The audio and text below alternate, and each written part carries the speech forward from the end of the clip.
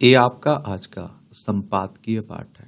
देखिए, संपादकीय पाठ, एडिटोरियल, इस तरह के आर्टिकल आपको प्रारंभिक परीक्षा, मुख्य परीक्षा में जब आप लोग आंसर राइटिंग करते हैं, निबंध लिखते हैं और इंटरव्यू, हर जगह मदद मिलती है। यहाँ से एक सामान्य जानकारी भी मिल जाती है आप लोगों को। यहाँ से वाकु सम्मेलन पर टिकी निगाहें, जो सम्मेलन होने जा रहे हैं ना, इसी की बातें हो रही हैं। तो समूचा विश्व जलवायु परिवर्तन की गंभीर होती समस्या का समाधान तलाशने में जुटा है और जलवायु परिवर्तन से पूरी दुनिया प्रभावित है, ये भी आप लोगों को मालूम होना चाहिए। और आखिर जलवायु परिवर्तन होता क्या है, ये तो सवाल आप देखते हैं कि सबके मन में आता है ना, कि नहीं आता है। तो जलवायु परिवर्तन का तात्पर्य तापमान और मौसम के पैटर्न में दीर्घकालिक बदलाव से है। ऐसे बदलाव प्राकृतिक हो सकते हैं, जो सूर्य की गतिविधि में बदलाव या बड़े ज्वालामुखी विस्फोट के कारण हो सकते हैं, मानव जनित भी हो सकते हैं। तो आप देखेंगे कि बाकू में COP29 सम्मेलन आयोजित होने जा रहा है और कॉन्फ्रेंस ऑफ पार्टीज यानी COP सम्मेलन विश्व भर के नेताओं, कार्यकर्ताओं और उद्यमियों से लेकर तमाम अंशभागियों का ऐसा सालाना सम्मेलन है जहां जलवायु परिवर्तन के मुद्दे पर मंत्रणा की जाती है। संयुक्त राष्ट्र की इस पहल के बाकू सम्मेलन में वार्षिक जलवायु फाइनेंसिंग टारगेट और बहुपक्षीय कार्बन क्रेडिट सिस्टम में प्रगति के साथ ही जलवायु परिवर्तन जोखिम के लिहाज से नाजुक देशों के प्रति वित्तीय प्रतिबद्धता जैसे अहम समझौते पर कुछ सहमति बनाने के प्रयास होने के आसार हैं। कहने को तो इस सम्मेलन में सर्वानुमति को प्राथमिकता दी जाती है, लेकिन जमीनी हकीकत यही दर्शाती है कि लक्ष्यों की प्राप्ति में अपेक्षित प्रगति नहीं हुई और सफलता के लिए कार्यवाही की गति तेज करनी होगी। मौजूदा यथास्थिति के पीछे व्यापक रूप से यही मान्यता है कि विकसित देश जलवायु परिवर्तन से निपटने की दिशा में अपनी भूमिका के साथ न्याय नहीं कर पा रहे हैं और ऐतिहासिक रूप से अपने उत्सर्जन दायित्व के बावजूद कुछ विकसित देश जलवायु परिवर्तन से निपटने के लिए पर्याप्त वित्तीय संसाधन नहीं उपलब्ध करा रहे हैं और इसमें देरी से विकासशील देशों की ऐसी क्षमताएं प्रभावित हो रही हैं जिनसे वे जलवायु परिवर्तन से निपटने के लिए प्रभावी रणनीति बना सकें और उनके लिए अपनी आर्थिक वृद्धि और पर्यावरणीय निरंतरता के साथ संतुलन बिठाना मुश्किल हो रहा है। विकसित देशों को इस विसंगति की ओर ध्यान देकर पर्याप्त संसाधन उपलब्ध कराने की दिशा में प्रयास करने चाहिए। और अगर हम लोग देखिए संयुक्त राष्ट्र की बात करें तो यूनाइटेड नेशंस की बात हो रही। 24 अक्टूबर 1945 में इसकी स्थापना हुई थी। न्यूयॉर्क यूएसए में इसका हेडक्वार्टर देखने को मिल जाएगा। जलवायु परिवर्तन की चुनौती से निपटने की राह में विकासशील देशों की राह में सबसे प्रमुख अवरोध वित्तीय संसाधनों का अभाव है। अंतर्राष्ट्रीय प्रतिबद्धताओं के बावजूद विकसित देशों का योगदान आवश्यक स्तर से कम है। 2022 में विकसित देशों ने 115.9 अरब डॉलर उपलब्ध कराए, पहली बार 100 अरब डॉलर के वार्षिक लक्ष्य का आंकड़ा पार हुआ। हालांकि यह अभी भी कम है, क्योंकि अगर विकासशील देशों को जलवायु परिवर्तन से जुड़े लक्ष्य हासिल करने हैं तो 2030 तक हर साल 2 ट्रिलियन लाख करोड़ डॉलर राशि की आवश्यकता होगी। कर्ज का अंबार विकासशील देशों की राह में एक और बाधा बना हुआ है। तमाम विकासशील देश कर्ज के बोझ से ऐसे करा रहे हैं जैसे कि जलवायु परिवर्तन से निपटने के लिए आवश्यक कदम उठाने के लिए उनके पास संसाधन बहुत सीमित हो जाते हैं। वर्ष 2011 से 2022 के बीच उन देशों की संख्या 22 से बढ़कर 59 हो गई जिनका कर्ज उनकी जीडीपी के 60% के स्तर को पार कर गया। और इसमें तीसरी बाधा निजी पूंजी से जुड़ी सीमित पहुंच की है। चूंकि जलवायु परिवर्तन से जुड़े उपक्रमों में प्रतिफल कम होने के साथ ही कई जोखिम भी जुड़े होते हैं और जो निजी निवेशक अक्सर उनमें निवेश से कतराते हैं। वर्ष 2022 में निजी क्षेत्र द्वारा इस मद में केवल 21.9 अरब डॉलर जुटाए जा सके, जो आवश्यकता के अनुपात में बहुत कम है। एडेप्टेशन यानी नई तकनीकों को अपनाने में फंडिंग की कमी भी एक बड़ी बाधा बनी हुई है। इस मद में वर्ष 2021 में विकासशील देशों के लिए अंतर्राष्ट्रीय फंडिंग 21.3 अरब डॉलर रही, जबकि इसके लिए सालाना 215 से लेकर 387 अरब डॉलर की आवश्यकता है। यह अंतर कई देशों की स्थिति को जलवायु परिवर्तन के प्रभाव के प्रति और नाजुक बना सकता है। पांचवी बाधा आर्थिक कमजोरी और बुनियादी ढांचे की कमी से जुड़ी है। अधिकांश विकासशील देश अस्थिर आर्थिकी वाले देश हैं, जहां बुनियादी ढांचा भी समुन्नत नहीं है और इससे जलवायु परिवर्तन के प्रभाव की दृष्टि से इनकी स्थिति नाजुक बन जाती है, जबकि निवेशकों के लिए एक कम आकर्षित होते हैं। उदाहरण की अफ्रीका विश्व का केवल 2 से 3% कार्बन उत्सर्जन करता है, लेकिन जलवायु परिवर्तन की तमाम चुनौतियों के साथ ही ऊर्जा की किल्लत से भी जूझ रहा है। स्वाभाविक है कि ग्रीन ट्रांजिशन यानी हरित संक्रमण की उसकी राय कठिन बनी हुई है। स्पष्ट है कि कार्बोत्सर्जन में कम योगदान के बावजूद विकासशील देश ही जलवायु परिवर्तन की सबसे अधिक तापिश झेल रहे हैं। विकसित आप देखिए देशों के बातों से भी अजीज आ चुके हैं। खासतौर से ग्रीन क्लाइमेट फंड यानी GCF जैसे संकल्पना का पूरी तरह साकार न होना विकासशील देशों को कचोटता है। और ऐसे में कोई हैरानी नहीं है कि विकासशील देशों को इस मामले में विकसित देशों की मंशा पर ही संदेह होने लगे। कई विकासशील देशों की दलील है कि वे अभी भी गरीबी, तमाम बीमारियों और लचर बुनियादी ढांचे जैसी समस्याएं झेल रहे हैं और जिनके समाधान के लिए उन्हें ऊर्जा एवं संसाधनों की दरकार है।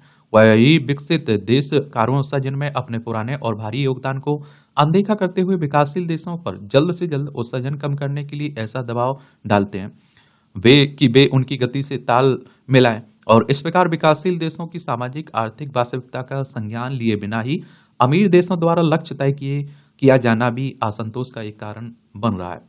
और इसमें संदेह नहीं है कि जलवायु परिवर्तन से उपजी प्रतिकूल मौसमी परिघटनाओं ने उन देशों को बहुत ज्यादा क्षति पहुंचाई है जो ग्लोबल वार्मिंग के लिए अपेक्षाकृत कम जिम्मेदार हैं।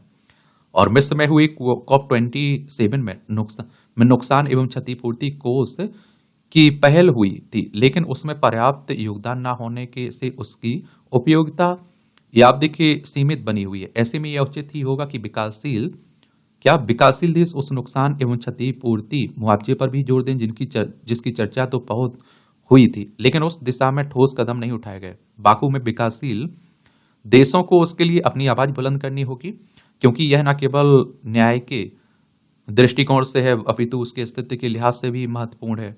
क्या है? महत्वपूर्ण है। और लेखक प्रधानमंत्री की आर्थिक सलाहकार परिषद में OSD अनुसंधान है, व्यक्ति विचार निजी हैं इनके। तो ये आप देख सकते हैं आदित्य सिन्हा साहब है ना, इनके द्वारा ये आर्टिकल लिखा गया है। एक तो बाकू के बारे में जरूर याद रखिएगा।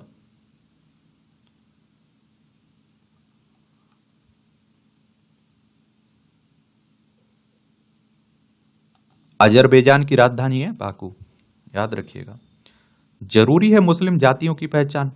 ये आप देखते हैं कि प्रधानमंत्री नरेंद्र मोदी ने हाल ही में कांग्रेस जातिगत जनगणना करवाने की मांग की मंशा पर सवाल उठाते हुए कहा कि कांग्रेस द्वारा केवल हिंदू समाज की जातीय जनगणना की बात करने का उद्देश्य हिंदुओं की एक जाति को दूसरी जाति के खिलाफ भड़काना भर है, जबकि मुसलमानों की विभिन्न जातियों की बात पर कांग्रेस मुंह बंद कर लेती है। मालूम हो कि कांग्रेस के नेतृत्व वाली सापरक सरकार ने वादा करने के बावजूद 2011 में हुई जनगणना में अन्य पिछड़ा वर्ग यानी कि OBC से संबंधित जातिगत गणना के आंकड़े को सार्वजनिक नहीं किया। यह विडंबना ही है कि आज वही कांग्रेस जातीय जनगणना के लिए सबसे अधिक व्याकुल है। कांग्रेस का विभिन्न मुस्लिम जातियों के बारे में चर्चा न करना और उनके बीच सामाजिक न्याय की उपेक्षा कर पसमानदा और असराब मुस्लिमों के विभेद को नकारना उसकी सामाजिक न्याय की नीति पर प्रश्न चल लगाता है। देखिए जनगणना की अगर बात करें तो हर 10 साल में होता है ना जनगणना, और 1872 में पहली बार हुई थी लॉर्ड मेयो के समय में। 1881 से नियमित जनगणना शुरू हुई थी व्यवस्थित तरीके से लॉर्ड रिपन के समय से। 2021 में होनी चाहिए थी लेकिन नहीं हो पाई है। और जातिगत जनगणना के आंकड़े अंतिम बार 1931 में जारी किए गए थे। जाति आधारित जनगणना कहने का मतलब होता है जातियों की जनसंख्या किसकी कितनी है इसकी जनगणना हो। प्रधानमंत्री मोदी तो लगातार मुस्लिमों की जातियों उनके सामाजिक न्याय के संघर्ष की तरफ सबका ध्यान आकर्षित कर रहे हैं, लेकिन तथाकथित सेकुलर लिबरल कांग्रेस और कम्युनिस्ट मुस्लिमों की जातियों पर चर्चा करना उचित नहीं समझते और न ही मुस्लिम समाज के सामाजिक न्याय का संघर्ष उनके लिए कोई मायने रखता है।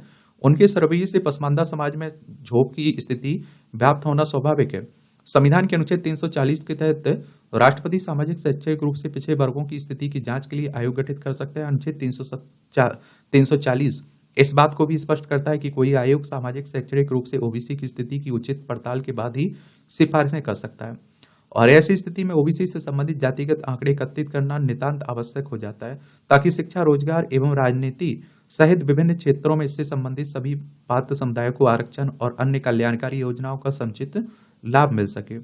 और देखिए जातिगत जनगणना जो लोग करवाने की बात करते हैं ना, वो पक्षकार जो है वो कहते हैं कि देखिए अगर जाति आधारित जनगणना हुई तो किस जाति की संख्या कितनी है, उसकी हिस्सेदारी कहाँ है, क्या उनकी समस्याएं हैं, किस तरह से उनका समाधान हो सकता है, उन्हें कौन कौन सी योजनाओं की कार्यक्रमों की जरूरत है, ये बेहतर लागू हो सकेगा।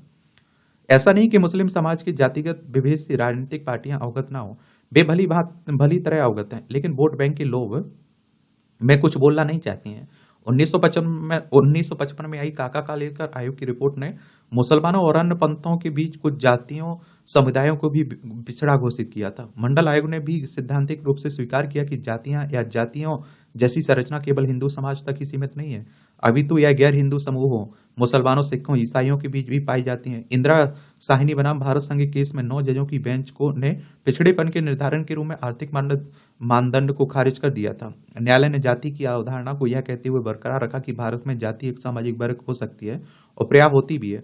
गैर हिंदू यानी कि मुसलमानों और दूसरे धर्मों में पिछड़े वर्गों के सवाल पर न्यायालय ने कहा था कि उनकी पहचान उनके पारंपरिक व्यवसाय के आधार पर की जानी चाहिए और इस प्रकार पिछड़ा वर्ग एक ऐसी श्रेणी है जो बिना किसी धार्मिक भेदभाव के विशेष रूप से उन जाति समूहों को संदर्भित करती है जो सामाजिक पदानुक्रम के मध्य स्थान पर स्थापित है और आप देखें आर्थिक, शैक्षणिक तथा अन्य मानव विकास संकेतकों के मामले में पीछे रह गए। इससे यह स्पष्ट होता है कि मुस्लिम समाज की जातिगत गणना की बात करना न्याय संगत है, लेकिन तथाकथित सेकुलर, लिबरल और सामाजिक न्याय की बात करने वाली पार्टियों की तरफ से ऐसी कोई पहल नहीं दिखी है। सुप्रीम कोर्ट हमारी सर्वोच्च अदालत है। संविधान के अनुच्छेद 124 के तहत सुप्रीम कोर्ट की स्थापना की बात की गई है। 28 जनवरी 1950 में स्थापना हुई थी।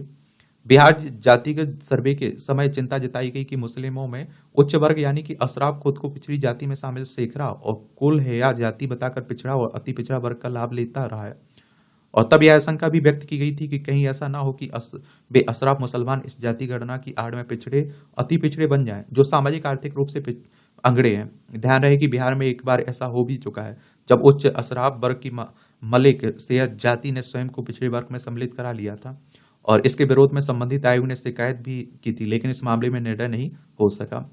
हिंदू समाज में SC ST की गणना होती आई है, किंतु अन्य धर्मों के दलितों और आदिवासियों की जातिगत जनगणना भी सामाजिक न्याय की दृष्टि से अहम है। और रंगनाथ मिश्र कमेटी और सच्चर कमेटी की रिपोर्ट में मुस्लिमों में दलित और आदिवासियों की दयनीय स्थिति स्पष्ट की गई है और इसलिए अन्य पिछड़ा वर्ग के मुसलमानों के साथ आप देखेंगे अन्य पेशा वर्ग के मुस्लिमों के साथ साथ दलित वर्ग और आदिवासी वर्ग के मुस्लिम समुदाय की भी जातिगत गणना कराना न्याय संगत प्रतीत होता है। हिंदू समाज की दलित और आदिवासी जातियों का कुछ ना कुछ डाटा उपलब्ध है, लेकिन मुस्लिम समाज की जातियों का कोई स्पष्ट आंकड़ा मौजूद नहीं है। जब तक संपूर्ण जातिगत जनगणना पर आम सहमति नहीं बन जाती, तब तक मुस्लिम जातियों की जनगणना की जरूरत पर बल देना ही चाहिए और ताकि मुस्लिम समाज में भी सामाजिक न्याय स्थापित करने का मार्ग प्रशस्त हो सके। आज मुस्लिम समाज की जातीय जनगणना एक अनिवार्य मांग है और जिस पर केंद्र और राज्य सरकारों को अति शीघ्र ध्यान देना चाहिए। यह मानना और विचारित करना निरा झूठ है कि मुसलमानों में जातियां नहीं है और उनमें कोई भेद नहीं है। इस झूठ को बेनकाब करने का समय आ गया है। तो आप लोग क्या सोचते हैं, अपनी राय आप लोग जरूर बताया करिएगा। और ये जो कमेटियां गठित की जाती है ना, ये क्या कह रही हैं ये भी आप लोग याद रखा करिएगा, क्योंकि इस तरह के टॉपिक पर लिखने के लिए कुछ आ रहा है तो बड़ा न्यूट्रल होकर आपको लिखना है, ठीक है। सज्जनता, सत जो सदा अखंड, एक रस और चराचर के समान रूप से व्याप्त है, वही है सत, अर्थात सच्चिदानंद घन परमात्मा है। इसी प्रकार जिसका समस्त कार्य व्यवहार सहज ही सत स्वरूप परमात्मा की प्रसन्नता का हेतु हो, वही उसका प्रियजन है। सज्जन शब्द का भाव पक्ष है सज्जनता। जिस प्रकार कस्तूरी की सुगंध स्वयं वातावरण में फैलती है, उसे फैलाना नहीं पड़ता है, उसी प्रकार व्यक्ति के आचार विचार का सत्य प्रभाव लोक में स्वतः ही परिव्याप्त होता है और सृष्टि के आरंभ से ही हमारी संस्कृति का उद्देश्य रहा है मानव के प्रत्येक क्रियाकलाप में सज्जनता के भाव की अखंड प्रतिष्ठा हो और संप्रीति देश काल की गति मति से जनमानस में यंत्र तंत्र सज्जन की सज्जनता को मौन, भीरुता और पलायनवाद का चोला पहनाकर कायरता की नींद सुला दिया। याद रहे कि जब कोई सदाचारी पुरुष अन्याय अनीति के दमन हेतु सिंहनाद करता है, तब अत्याचारी अपना अत्याचार छोड़ने पर बाध्य हो जाता है अथवा पलायन कर जाता है। गीता में सज्जन और सज्जनता के यथार्थ स्वरूप को भगवान श्री कृष्ण ने उपेक्षित किया है। परित्राणाय साधुना विनाशाय चा दृष्टताम, अर्थात वह व्यक्ति ही सज्जन है जो साधु जन की रक्षा करे, उनका सम्मान करे, सदा उनके कल्याण का चिंतन करे। जो इनका अमंगल करना चाहते हो, उनका बुद्धि विवेक से मूलभूत समन करे। और आशा है कि हमारे पास गीता जैसा ग्रंथ होते हुए भी हम वर्षों पराधीनता की जंजीरों में जकड़े रहे, क्योंकि हमने सज्जन और सज्जनता को समझा ही नहीं। हमारे तमाम पूर्वजों की सज्जनता ने राष्ट्र एवं समाज को महित किया और हमें भी सज्जन होना चाहिए। तभी आप देखते हैं कि राष्ट्र और समाज में राम राज्य की सुंदर परिकल्पना साकार रूप लेकर चारों दिशाओं को आलोकित कर पाएगी। अच्छा कॉलम लिखा जाता है, इसे जरूर देखा करिएगा। समझ रहे हैं आप लोग? दिलचस्प कॉलम लिखा जाता है। एनटीए में सुधार की जो बातें हो रही हैं, ये भी काफी चर्चा में बना हुआ है। नेशनल ग्रीन ट्रिब्यूनल की बात, किसकी बात हो रही है? नेशनल टेस्टिंग एजेंसी की बात कर रहा हूं। एनटीए 2000 नवंबर 2017 में आया था ना ये। मेडिकल इंजीनियरिंग समेत अन्य अखिल भारतीय परीक्षाएं आयोजित करने वाली संस्था नेशनल टेस्टिंग एजेंसी अर्थात एनटीए में सुधार को लेकर जो सिफारिशें की गई उन्हें स्वीकृति मिलने के पूरे आसार हैं। यह भी दिख रहा है कि इन सिफारिशों को स्वीकार किए जाने के बाद एनटीए की कार्यप्रणाली में सुधार होगा। और पिछले वर्ष नीट में खामियों के चलते इस संस्था की विश्वसनीयता को जो क्षति पहुंची है और उसकी आप देखते हैं क्षति पहुंची है, इसमें आप देखते हैं कि उसकी भरपाई हो सकेगी। लेकिन यह सब कुछ इस पर निर्भर करेगा कि एनटीए में सुधार के लिए गठित की गई राधा कृष्णन समिति की सिफारिशों पर सही तरह से अमल किया जाता है या नहीं। निश्चित रूप से यह समय की मांग है। एनटीए जहां तक संभव हो सके ऑनलाइन स्तर पर परीक्षाएं आयोजित कराए और यदि छात्रों की अधिक संख्या के चलते ऑफलाइन परीक्षाएं आयोजित करने की बाध्यता हो तो ऐसा किया जाना चाहिए। और लेकिन आप देखते हैं किया जाना चाहिए, लेकिन इस तरीके में भी यह सुनिश्चित किया जाना आवश्यक है कि प्रश्न पत्र डिजिटल स्वरूप में ही परीक्षा केंद्रों तक पहुंचाए जाएं। इसके अतिरिक्त यह भी होना चाहिए कि प्रश्न पत्रों के कई सेट तैयार किए जाएं ताकि यदि कहीं भूल चूक हो जाए तो राष्ट्रीय स्तर पर परीक्षा को स्थगित या रद्द करने की आवश्यकता न पड़े। इसका कोई उचित नहीं है कि नहीं है और तकनीक के सहयोग में प्रश्न पत्र तैयार कर उसका प्रकाशन किया जाए और फिर उन्हें देश भर में परीक्षा केंद्रों तक पहुंचाया जाए। और इस प्रक्रिया को अनिवार्य रूप से बंद करना होगा क्योंकि प्रश्न पत्रों को भेजने की प्रक्रिया में उनकी गोपनीयता में कहीं पर भी सेंध लगाई जा सकती है। और आमतौर पर परीक्षाओं में सेंध तभी लगती है जब किसी न किसी स्तर पर प्रश्न पत्र लीक हो जाता है। वास्तव में प्रश्न पत्र को डिजिटल मोड में परीक्षा केंद्रों में भेजने की व्यवस्था एनटीए के साथ साथ अन्य परीक्षाओं विशेष रूप से प्रतियोगी परीक्षाओं का आयोजन करने वाली सभी संस्थाओं को करनी चाहिए। राधा कृष्णन समिति ने जो एक अन्य महत्वपूर्ण सिफारिश की वह है कि परीक्षाओं में आउटसोर्सिंग को पूरी तरह खत्म किया जाए। एक ऐसे समय जब परीक्षाओं की गोपनीयता बार बार भंग हो रही है तब फिर एनटीए जैसी एजेंसी के लिए यह बिल्कुल ठीक नहीं है कि वह ठेके पर परीक्षाएं कराए, उनके आयोजन में बाहरी लोगों की मदद ले। और इसकी भरी पूरी आशंका है कि परीक्षाओं में गड़बड़ी के लिए ये बाहरी लोग ही उत्तरदायी होते हैं। राधा कृष्णन समिति की यह सिफारिश है कि परीक्षाओं की विश्वसनीयता बनाए रखने में सहायक होने वाली है कि यथासंभव निजी स्कूलों को परीक्षा केंद्र बनाने से बचा जाए। और चूंकि देश के हर हिस्से में केंद्रीय विद्यालय नवोदय विद्यालय हैं तब फिर उन्हें ही परीक्षा केंद्र बनाया जाना चाहिए। ऐसा इसलिए आवश्यक है क्योंकि निजी स्कूलों में नकल माफिया किसी न किसी तरह सेंध लगाने में समर्थ रहता है। राधा कृष्णन समिति के सुझाव को अनिवार्य रूप से स्वीकार किया जाना चाहिए। एनटीए स्वयं के कर्मचारियों के बलबूते परीक्षाओं का संचालन करे। बाकी देखते हैं क्या होता है, क्योंकि परीक्षाएं तो ईमानदारी तरीके से होना चाहिए क्योंकि बड़ा मनोबल टूटता है बच्चों का। औद्योगिक पर्यटन की पहल, तो बिहार में औद्योगिक विकास के लिए प्रयत्नशील सरकार यहाँ के उद्यमियों को अपने घर में उद्योग लगाने के लिए प्रोत्साहन करी है। यह एक अच्छी पहल है। बिहार की अर्थव्यवस्था की जड़ें मजबूत करने के लिए उद्योगों का विकास अनिवार्य है ताकि इससे लोगों को बड़ी संख्या में रोजगार के अवसर भी मिल सकें। जब लोगों को यही काम मिलेगा तो धन का प्रवाह भी अपने ही राज्य में होगा। एक औद्योगिक इकाई स्थापित करने से उसके साथ कई छोटे छोटे रोजगार भी स्वतः पनप जाते हैं और जिससे आप देखिए उस क्षेत्र की समृद्धि की गति मिलती है। बिहार के लोगों ने अच्छी संख्या में दूसरे राज्यों में उद्योग लगा रखे हैं। उन्हें अनुकूल वातावरण मिले तो घर में कार्य करना और भी सुगम होगा। और इस छठ महापर्व पर यहाँ आए ऐसे ही उद्यमियों को बिहार के औद्योगिक क्षेत्रों का भ्रमण कराने की पहल सराहनीय है। जब भी स्वयं इस सब चीजों को देखेंगे तो निश्चित रूप से यहाँ निवेश के प्रति मन बना सकते हैं। और बिहार सरकार के उद्योग विभाग ने इस दिशा में अच्छी पहल की है और छठ में अपने घर आए उद्यमियों को औद्योगिक क्षेत्रों में लेकर भ्रमण कराया जाए। और इसमें आप देखिए उनकी रुचि भी दिख रही है। वे विशेष रूप से बेगूसराय, मुजफ्फरपुर, बेतिया, हाजीपुर में उपलब्ध सुविधाओं को देखने की इच्छा व्यक्त कर रहे हैं।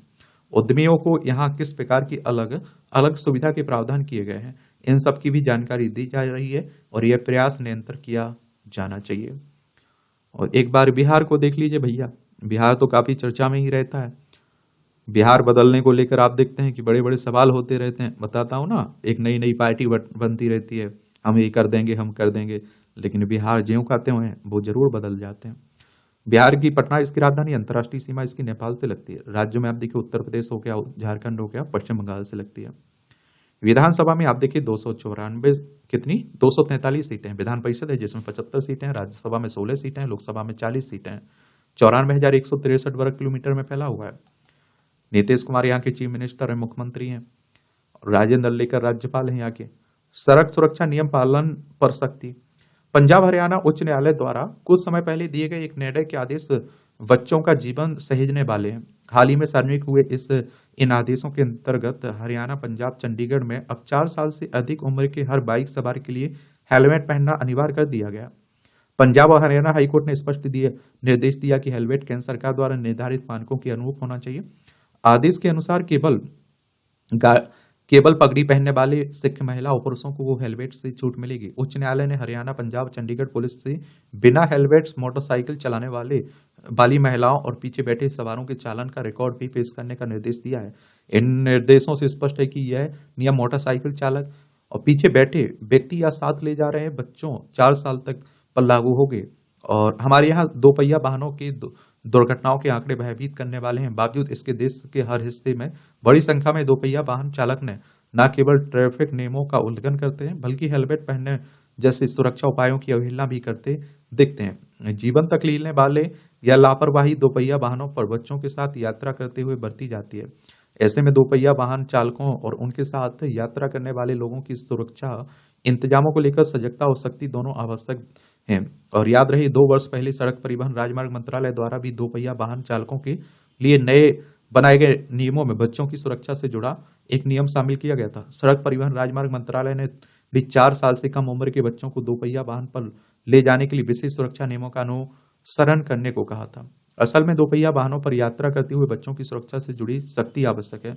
संयुक्त राष्ट्र द्वारा सर्वाधिक सड़क हादसे के लिए चिन्हित किए गए 10 देशों में भारत सबसे ऊपर है। चिंतनीय है कि सड़क दुर्घटनाओं में 44% घटनाएं हैं और इनसे होने वाली मौतों में भी 44% हिस्सा दोपहिया वाहनों का होता है।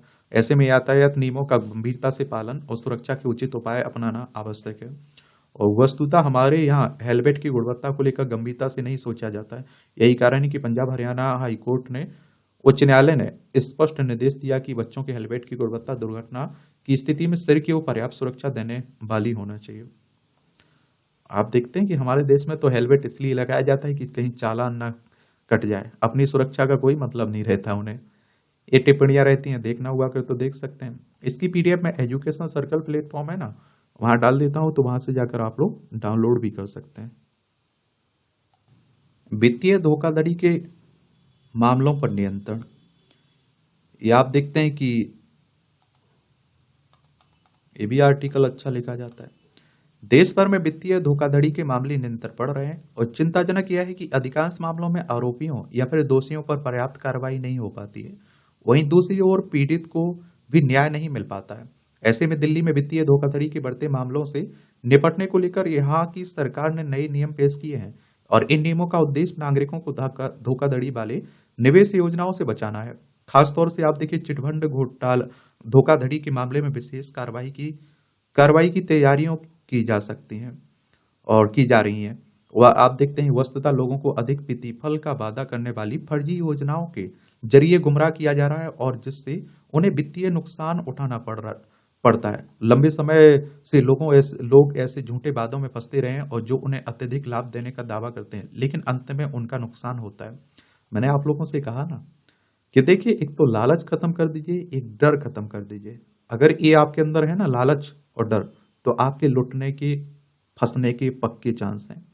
इन नए नियमों के जरिए दिल्ली सरकार ऐसे धोखेबाजों पर कड़ी नजर रखेगी। नए नियम में सरकार ने स्वयं सहायता समूहों के लिए एक सीमा तय की है ताकि उनके कामकाज में कोई रुकावट ना आए।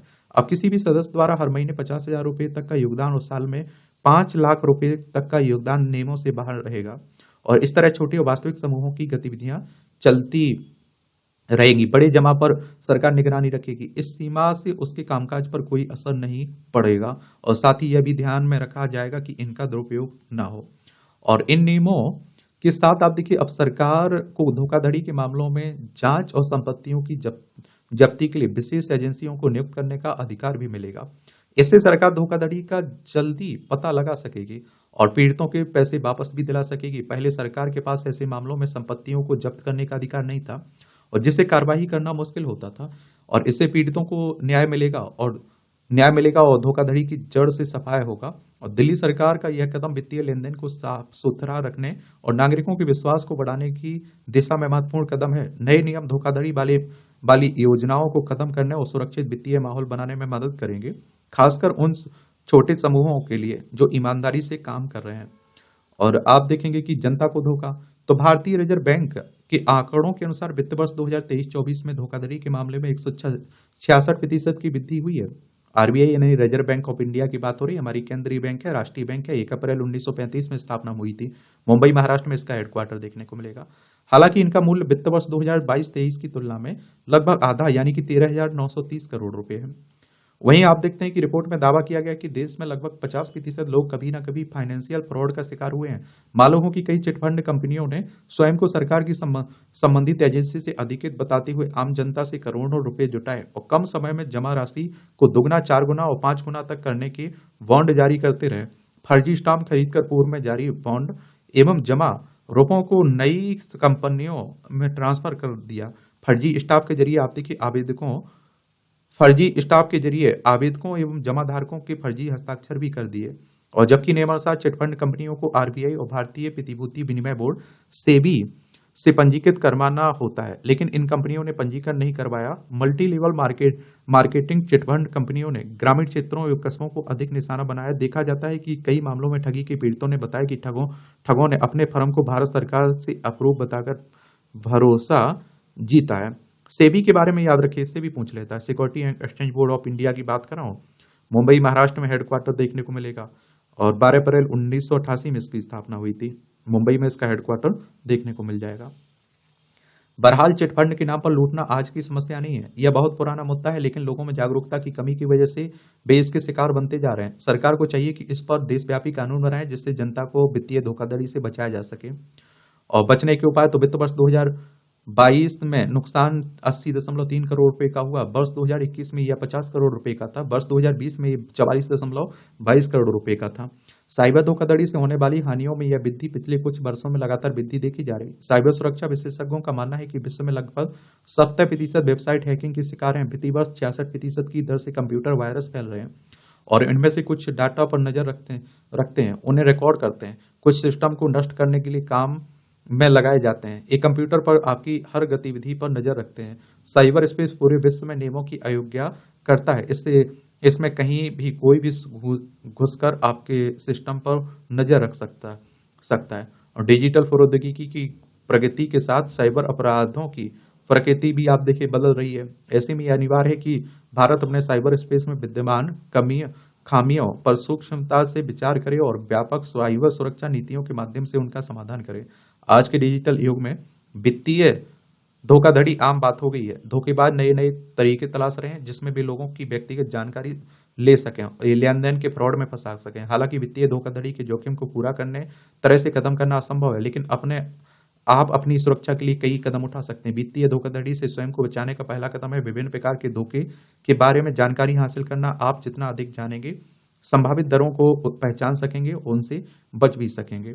जब कोई व्यक्ति आपकी व्यक्तिगत जानकारी जैसे आधार कार्ड, पासपोर्ट, मतदाता पहचान पत्र, पैन कार्ड नंबर, आपके क्रेडिट या डेबिट कार्ड नंबर चुराता है, धोखाधड़ी करने के लिए इसका प्रयोग करता है, तो इसे पहचान चोरी कहते हैं। और इसी में मिलता जुलता फिशिंग स्कैम भी है, और जिसमें बैंकों या क्रेडिट कार्ड कंपनियों जैसे जाने पहचाने संगठनों की तरह दिखने वाली ईमेल या मैसेज भेजना शामिल होता है। इन ईमेल या मैसेज में अक्सर लिंक होते हैं और जिन पर क्लिक करने से आप एक नकली वेबसाइट पर पहुंच जाते हैं जो असली वेबसाइट की तरह ही दिखती है। एक बार जब आप नकली वेबसाइट पर अपनी व्यक्तिगत जानकारी डालते हैं तो धोखेबाज इसे चुरा लेते हैं। अक्सर लोग इनाम या निवेश में विशेष लाभ के लालच में भी धोखाधड़ी के शिकार बन जाते हैं। धोखेबाज आपको जल्दी से निवेश करने के लिए दबाव भी डाल सकते हैं बिना आपके सोचने का समय दिए, लेकिन इसके लिए जरूरी है कि हर समय सतर्क रहा जाए।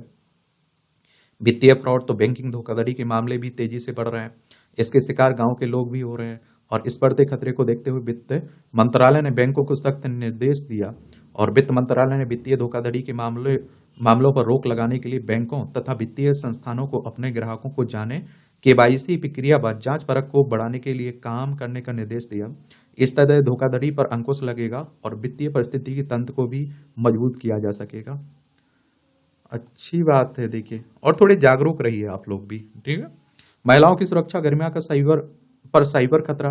तो आर्टिफिशियल इंटेलिजेंस से, कृत्रिम बुद्धिमत्ता से उत्पन्न सामग्री के उदय से ने डिजिटल स्पेस में महिलाओं के सामने आने वाली चुनौतियों को और बढ़ा दिया है, जिससे ऑनलाइन उत्पीड़न और गोपनीयता उल्लंघन के नए रूप सामने आए हैं। आज जब साइबर क्षेत्र में महिलाओं के लिए खतरे कई गुना बढ़ गए हैं, तो ऐसा कोई सुरक्षित ठिकाना नहीं बचा है जहां वह छिप सके, और न ही कोई कड़ी सुरक्षा वाला इलाका जहां बैठकर वह अपने सम्मान पर डाका डालने वाले साइबर खतरों को खत्म होने का इंतजार कर सके। एक वैश्विक सर्वे में पता चला है कि 60% लड़कियों और महिलाओं ने इंटरनेट मीडिया प्लेटफॉर्म और उत्पीड़न का सामना किया है। इनमें से लगभग 20% ने इसके चलते, आप देखिए, या तो इंटरनेट मीडिया को अलविदा कह दिया या फिर इसका उपयोग कम कर दिया। इसी तरह यूएन वीमेन ने पाया कि दुनिया भर में, आप देखिए, 58% महिलाएं और लड़कियों को किसी न किसी तरह की ऑनलाइन शोषण का शिकार होना पड़ा, और इनमें ट्रोलिंग, पीछा करने, लैंगिकता पर आधारित दूसरे तरह के ऑनलाइन हिंसक वार्ता डिजिटल युग के नए खतरों के तौर पर उभर रहे हैं। मेटा, फेसबुक ने हाल ही में डीप